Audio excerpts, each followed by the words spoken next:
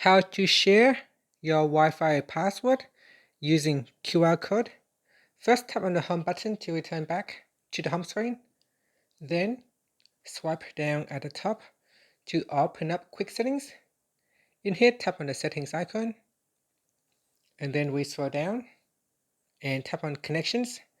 After that, tap on Wi-Fi. Make sure you turn on Wi-Fi. Then go down and tap on the settings icon right next to the Wi-Fi that you want to share. Then go down here and tap on QR code.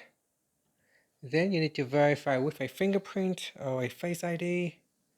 Next, you can share this QR code using Quick Share. You can save as an image and then you can send the image to them, or you can tap on the share button.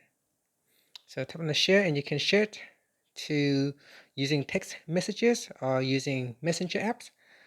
You can share it to an email and so on. So basically just share out an image.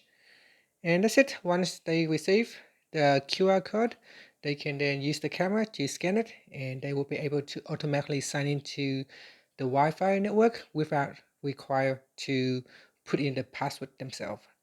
And that's it. Thank you for watching this video. Please like and subscribe to my channel for more videos.